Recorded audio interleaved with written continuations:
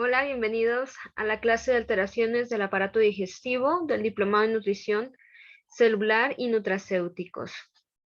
¿Sí?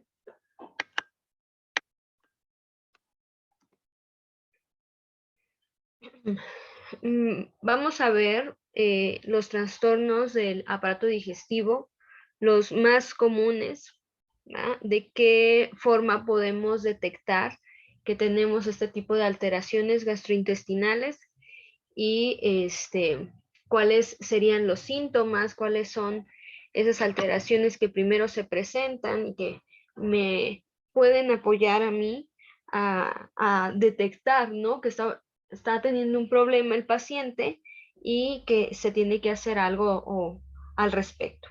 Entonces, los trastornos del aparato digestivo van a ser aquellos, ¿verdad?, que van a estar presentes en este aparato. Ahora, estos trastornos son de los principales problemas de salud pública en México. Generalmente la mayoría de las personas que van a consulta médica, alópata, acuden porque tienen ya sea diarrea, estreñimiento, colitis, gastritis, reflujo, ¿no? Y esto puede estar atacando a diversas edades, ¿no? Tanto en niños como adultos, adultos mayores, adolescentes. Ahora bien, vamos a ver qué es la gastritis, pero primero recordemos un poquito de lo que es el estómago, ¿no? Esto ya lo veíamos en aparato digestivo. Ya veíamos que el estómago aloja y almacena la comida, es un reservorio de alimentos, es en donde también se lleva a cabo la secreción gástrica, ¿no? Y aquí vemos que tiene un volumen el estómago gástrico de aproximadamente 50 mililitros cuando se encuentra vacío, pero puede ampliarse e incluso hasta aproximadamente 4 litros. Las células parietales gástricas, que son las productoras del ácido clorhídrico, van a producir alrededor de 1.5 a 2 litros de ácido diariamente, lo que le da un lugar a un pH de 1 a 2 aproximadamente. Quiere decir que tiene un pH sumamente ácido el estómago. Ahora, ¿cuáles son las funciones? Ya decíamos, nos puede ayudar a mezclar ya el alimento que viene desde la boca con el ácido clorhídrico o con el jugo gástrico para llegar a formar el quimo. Sirve como reservorio de alimentos, segrega jugo gástrico que contiene ácido clorhídrico, que es un bactericida y desnaturalizante de proteínas. Nos ayuda para generar pepsina, que esa es la que va a iniciar la degradación de las proteínas, nos ayuda a generar factor intrínseco, nos ayuda a generar lipasa gástrica e incluso también para empezar a desdoblar triglicéridos. Ahora, ¿cuál es la definición de gastritis? Estamos hablando de una patología inflamatoria de la mucosa gástrica y que se puede deber a factores tanto externos como internos. ¿Vale? Una de las principales causas de la gastritis es un factor externo, que es una bacteria que se llama Helicobacter pylori. ¿Vale? Se observa la gastritis de forma endoscópica y se requiere confirmación histológica, pero la mayoría de las personas, por tener acidez en el estómago, por tener ardor, pues decimos que tenemos o dicen que tienen gastritis, sin haber acudido a un médico específicamente para que nos proporcione un diagnóstico.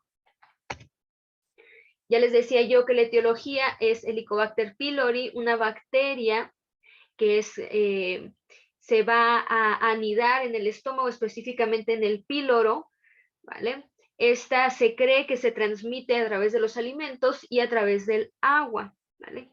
Helicobacter pylori es la responsable de la mayoría de los casos de inflamación crónica de la mucosa gástrica y también uno de los principales causantes de úlcera péptica, cáncer gástrico y también gastritis atrófica, ¿vale? Y que eso puede dar lugar a algo que se denomina acloridria, ¿vale? Ahora, otros de los causantes de la generación de gastritis vendrían siendo antiinflamatorios no esteroideos, que pueden ser el paracetamol, el ketorolaco, el ibuprofeno, el diclofenaco en exceso, ¿vale? Los antiinflamatorios no esteroideos van a ser muy corrosivos. ¿Por qué? Porque inhiben la síntesis de unas hormonas que se llaman prostaglandinas, ¿vale? Que son esenciales para el mantenimiento de la barrera del moco y el bicarbonato del estómago. Entonces, también el alcohol es un principal causante de la gastritis, ya que junto con el tabaco son sustancias erosivas de las paredes gástricas, ¿no? Y van a empezar a afectar la integridad de la mucosa y aumentar la posibilidad de adquirir una gastritis ya sea aguda o también crónica. ¿Cómo podemos llevar a cabo un diagnóstico? Pues la persona empieza a tener ardor en el estómago, se llena muy fácilmente, tiene náusea, tiene distensión abdominal, síntomas que pueden estar presentes que pueden estar presentes también en úlceras o neoplasias gástricas, ¿no? Hablando de algún tipo, ya sea cáncer de colon o cáncer en el estómago. Además, pueden manifestarse con hemorragias crónicas o agudas que podrían llegar a ser masivas con hematemesis y melena. Hematemesis, que sería vómito con sangre, y melenas, que serían heces con sangre. Ahora, yo les mencionaba al inicio que el diagnóstico puede ser endoscópico, ¿no? Los signos endoscópicos asociados a esta entidad incluyen edema, eritema, mucosa hemorrágica, erosiones en la pared gástrica, pliegues hiperplásicos, ¿vale? Presencia de signos de atrofia de la mucosa. Y estos signos pueden localizarse a nivel del antro, ¿vale? A nivel también del cuerpo, del estómago, denominándose así gastritis antrales o gastritis corporales o pangastritis respectivamente. El diagnóstico, decíamos, hallazgos histológicos, se pueden realizar este tipo de estudios, se pueden realizar biopsia para confirmar histológicamente alguna alteración en la mucosa y también se puede observar y establecer si hay ausencia o presencia de Helicobacter pylori. Tratamiento, generalmente se utilizan pudieran ser antibióticos e inhibidores de la bomba de protones, que van a ser los tratamientos más usuales. Uno de estos efectos que pudiéramos tener como consecuencias secundarias a la supresión del ácido clorhídrico por medio del omeprazol pudiera ser la disminución de la secreción gástrica, que pudiera reducir la absorción de vitamina B12, calcio y hierro. Entonces, la supresión del ácido clorhídrico puede aumentar la incidencia de algunas fracturas óseas, así como incrementar el riesgo de infección intestinal. Ya decíamos, el ácido clorhídrico participa como un bactericida y también nos ayuda en la absorción del calcio. Aquí tenemos esta imagen en la cual podemos ver la bomba de protones, las cuales se ve inhibida, y con esta inhibición por medio del omeprazol se disminuye la síntesis de protones o liberación a la mucosa gástrica de ATP y potasio, así como de cloro y así como también de sí estaríamos hablando de cloro e hidrógeno, ¿no? Para formar ácido clorhídrico. Ahora, otras alteraciones del aparato digestivo, hablamos de úlceras pépticas, ¿vale? Que estaríamos hablando de que generalmente se producen en cierta parte del estómago, en la parte inferior del estómago, ¿vale? O en una porción inicial del duodeno. Ahora, habitualmente el revestimiento mucoso del esófago, el estómago y el duodeno pertenecen intactos debido al equilibrio entre el ácido producido por el estómago. Cuando hay una alteración de ese equilibrio, el resultado puede ser una úlcera, ¿vale? Y actualmente se va a asociar con una infección por Helicobacter pylori.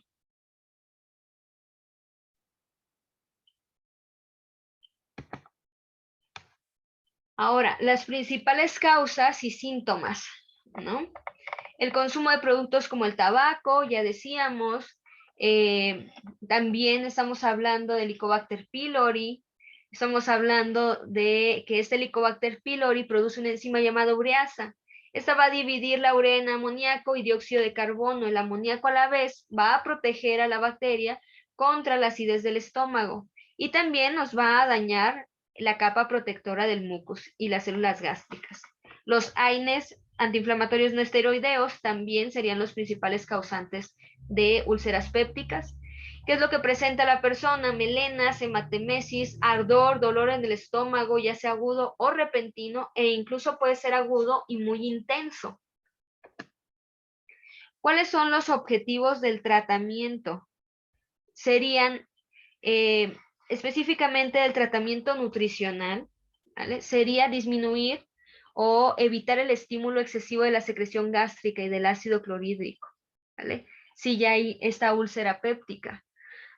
Se debe de basar la alimentación en intolerancias individuales de la persona, ¿vale? Sin embargo, en caso de úlcera, nosotros podemos ver que en caso de esta úlcera se puede llevar a cabo un incremento en la secreción de ácido clorhídrico. Se pueden empeorar los síntomas si se lesiona la mucosa del esófago, el estómago y el duodeno, ¿vale? Algunos medicamentos son capaces de generar esto, ¿no? Ahora, el tratamiento dietético va a ser el siguiente. Podemos disminuir el consumo de alcohol, ¿vale? Podemos disminuir el consumo de cafeína, ya que es muy estimulante la secreción del ácido clorhídrico. Podemos disminuir también las especias, condimentos, la pimienta, el picante. Podemos disminuir el consumo de leche, ya que por tener mayor cantidad de proteína pudiera generar cierta producción de ácido clorhídrico. Comidas frecuentes y poco copiosas vendrían siendo lo adecuado, y como mencionaba ahorita, la tolerancia a los alimentos o a ciertos alimentos, eso va a determinar que se consuma o no cierto alimento, válgame la redundancia. Algunas notitas importantes es que se debe de limitar, ya decíamos, el consumo de bebidas como cerveza, café, refrescos, vinos, ¿no? Aquí hablamos que hay que tener cuidado si hay un estado de hiposecreción gástrica, ya que puede influir, ya decíamos, en la absorción de hierro, calcio, ¿no? Vitamina B12. Se ha visto que en algunos estudios la cúrcuma tiene actividad antiinflamatoria, pudiera ayudar en cáncer de estómago. Hay algunos lactobacilos que se recomiendan mucho para úlceras y para gastritis. Estaríamos hablando de lactobacillus combinado con bifidobacterium. Hay un lactobacilo que se llama reuteri que puede ser utilizado específicamente.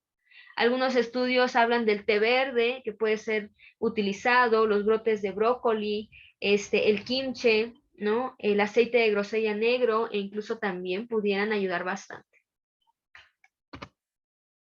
Ahora, hay otra alteración del aparato digestivo, el cual sería enfermedad por reflujo gastroesofágico o el ERGE.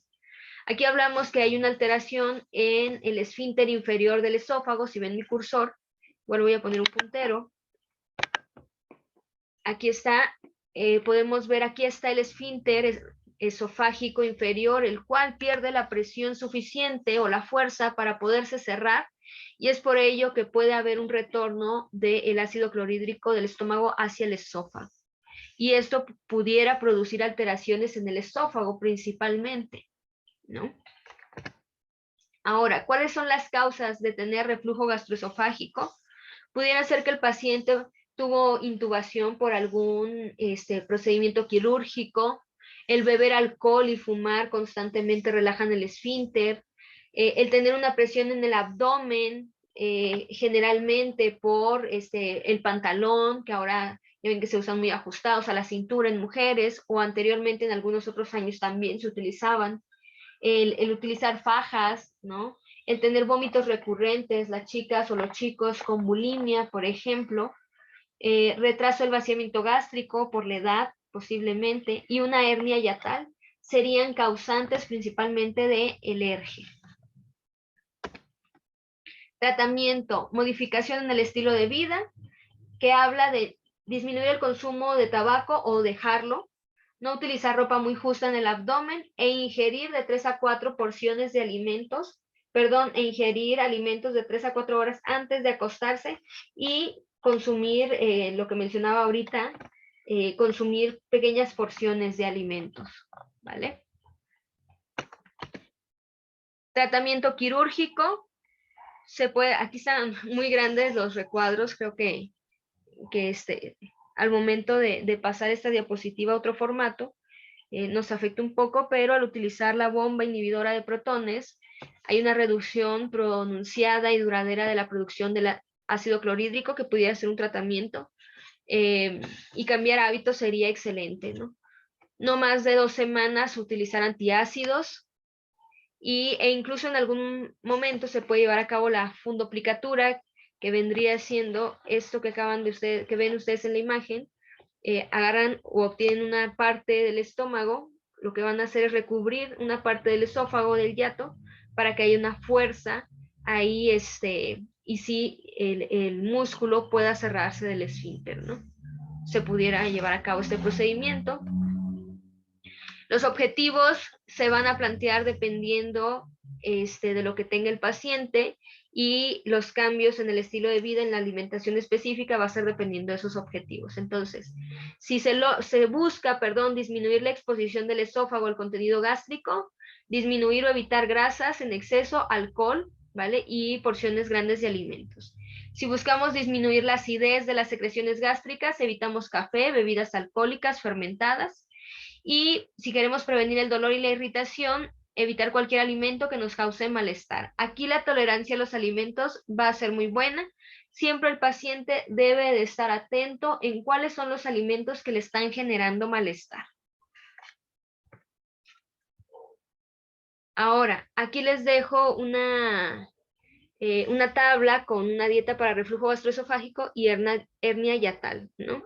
Algunas recomendaciones en cuestión de cambios en el estilo de vida, indicaciones, qué sería lo idóneo, qué es lo que hay que reducir y qué es lo que hay que elegir en caso de. Acá les dejo otras tablitas, ¿no? Con recomendaciones igual, y cuáles son los alimentos que se pueden consumir y cuáles son los que se deberían de evitar. En cuanto a gases y flatulencias intestinales, aquí estamos hablando que el gas intestinal contiene o pudiera contener, ¿no? Metano en ocasiones, pero está constituido por carbono, oxígeno, nitrógeno e hidrógeno, ¿vale? Nosotros podemos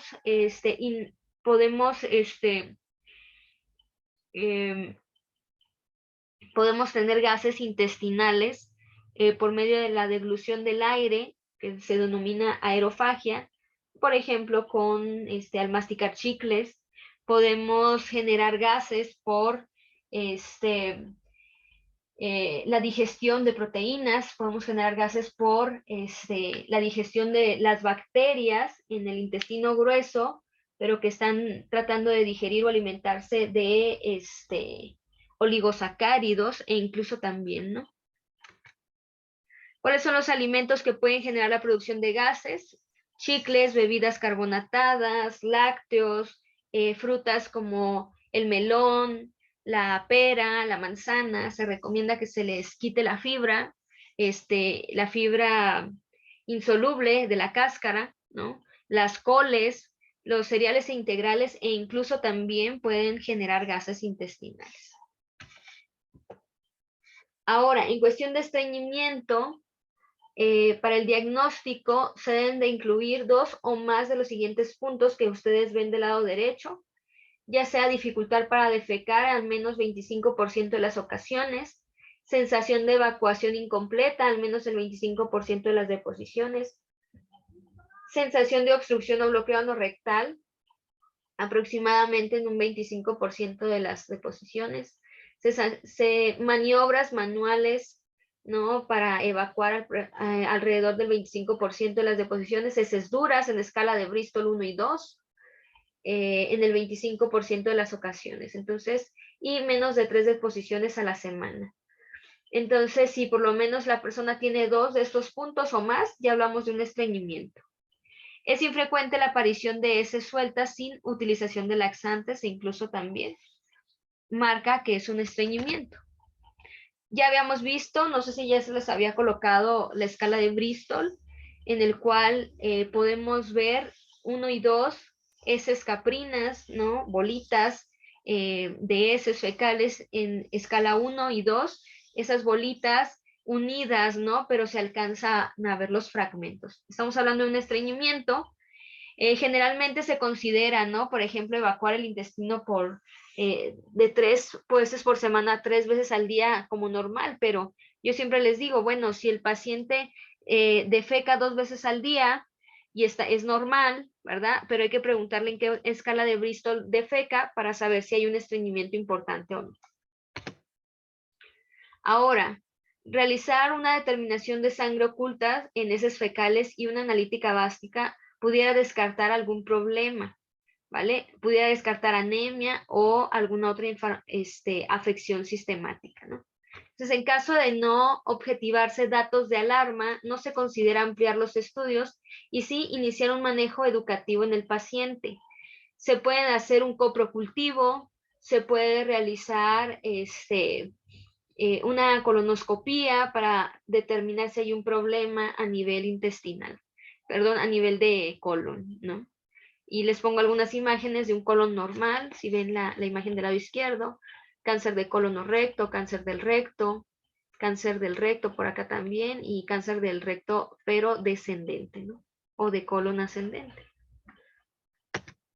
Recomendaciones dietéticas, ingesta de fibra de 20 a 40 gramos, aproximadamente hablamos de 5 raciones de cereales con 3 raciones de verdura y 2 raciones de fruta. Aquí se recomienda fibra insoluble, ya que puede captar una mayor cantidad de agua, consumir salvado de trigo, o sea, alimentos integrales, ¿vale? Y educar al paciente siempre en cambios de hábitos alimenticios, actividad física, el uso de laxantes que sea regular, moderado, ¿vale?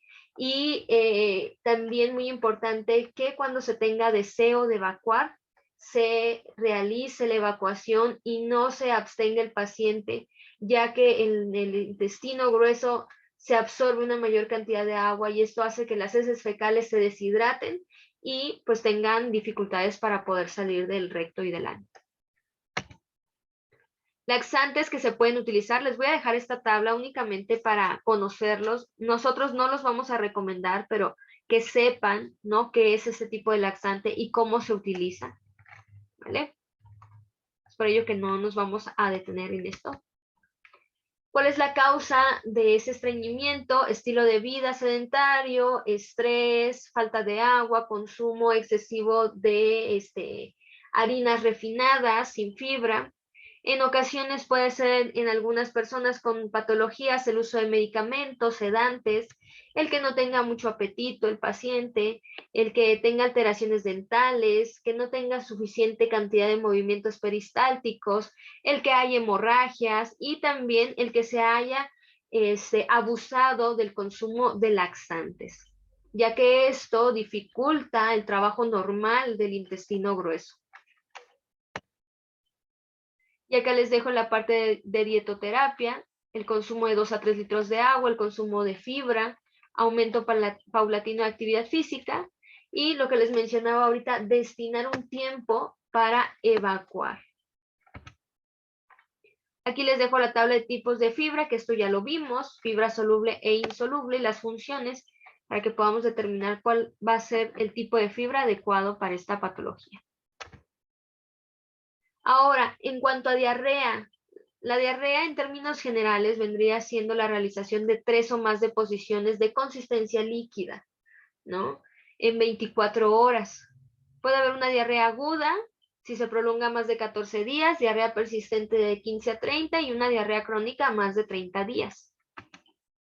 Puede haber diarrea acuosa, la mayoría de las diarreas son acuosas son de origen viral, y la diarrea invasiva o disenteria, aquí es donde hay moco o hay sangre en las heces y ocurren los casos de infección por, un ejemplo, Escherichia coli o E. coli. Aquí vemos la etiología de diarrea aguda, puede ser infecciosa, ya lo decíamos, por bacterias, ¿no? Como Salmonella, Campylobacter, Shigella, E. coli, e incluso puede haber parásitos. Esto puede generar diarrea persistente en el tiempo, ¿vale? Se puede presentar diarrea por diarrea del viajero, es cuando comemos fuera de casa. Los parásitos que generalmente pudieran causar esto son los Yardi o Cryptosporium, ¿no? Entre algunos otros, por ser los más comunes. Aquí, en esta parte, en la anamnesis o en la historia clínica, es muy importante que nosotros, si estamos detectando que el paciente tiene diarreas constantes, pues necesitamos realizar este tipo de preguntas, ¿no? Consumo de comidas o alimentos previos, fuera de casa, exposición a fármacos, si ha tenido contacto con animalitos, dónde trabaja, si tiene contacto con niños, adultos, si ha tenido viajes recientes, cuál es la característica principal de sus heces fecales o de esa diarrea, los síntomas que tiene el paciente, ¿vale? Si ya tiene unas patologías anexas y si sospecha o si tiene el consumo de inmunosupresores por alguna patología como el VIH, por ejemplo, ¿no? Ahora, ¿cuándo se van a indicar el cultivo de heces fecales? O hablando de un coprocultivo, cuando la persona haya tenido fiebre de más de 38.5 grados, diarrea con sangre, signos de hipovolemia, comorbilidad, cardiopatías, enfermedad renal, edad mayor a 70 años, si eres una gestante, si hay inmunosupresión, si hay diarreas en más de una semana, si hay más de 8 deposiciones al día, ¿vale? Se le recomienda un coprocultivo. El manejo terapéutico de las diarreas sería reponer la cantidad, principalmente de electrolitos.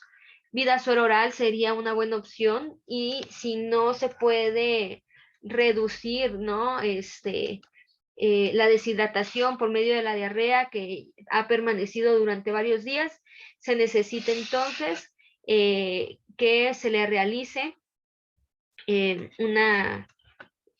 le realice o se le ponga más bien suero intravenoso. Probióticos adecuados para las diarreas serían, aquí les puse algunos: Lactobacillus rhamnosus, Lactobacillus bifidum, Bifidobacterium lactis, o que vienen combinado con rhamnosus también, ¿no? Pudieran ser una opción adecuada, ¿vale? Se ha probado que los Lactobacillus casei, reuteri, rhamnosus, Saccharomyces pueden ayudar bastante, ¿vale? Entonces pudieran buscar. Floratil es una marca que se puede utilizar cuando hay diarreas. Siempre buscar que tenga más de 2 billones por lo menos, o 2 billones de UFC, unidades formadoras de colonias, ¿sale? Entonces hay que estar bien atentos de que si contiene 8,000 únicamente, si tiene 1,000, si tiene 5,000 unidades formadas de colonias, pues son muy pocas y no nos van a dar un tratamiento eficaz, ¿vale? Aquí les puse diarrea floratil, por ejemplo, uno de los más utilizados, y como les decía, rhamnosus, Saccharomyces.